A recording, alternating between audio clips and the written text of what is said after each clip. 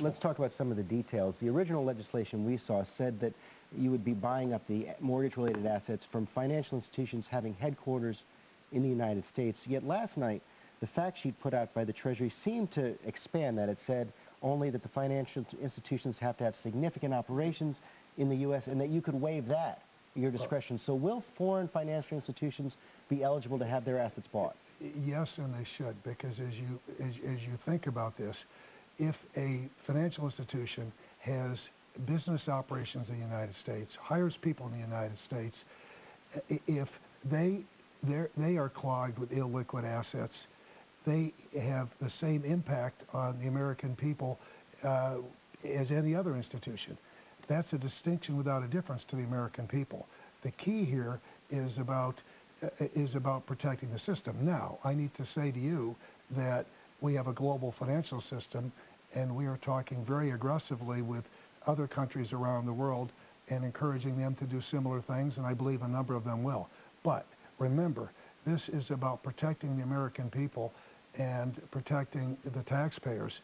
And the American people don't care who owns the financial institution.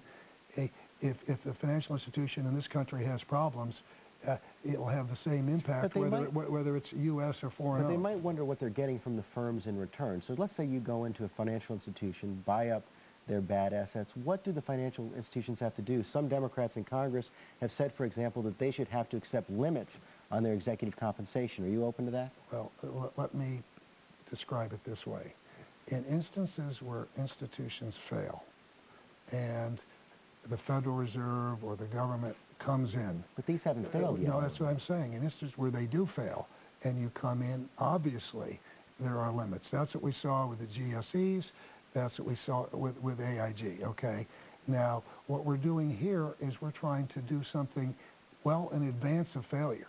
We're trying to offer a program across the whole financial landscape to buy the assets that are clogging up the system so that the markets can work.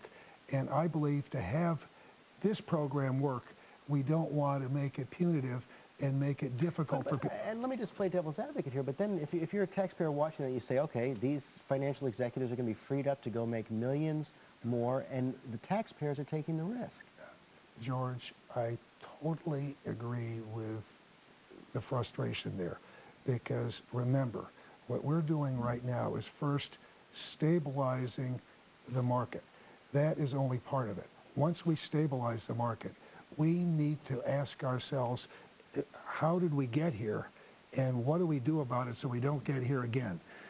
I've spent a lot of time well before this problem developing a regulatory blueprint, looking at our outdated, outmoded regulatory system that doesn't fit the modern financial world, looking at how policies and practices need to be changed.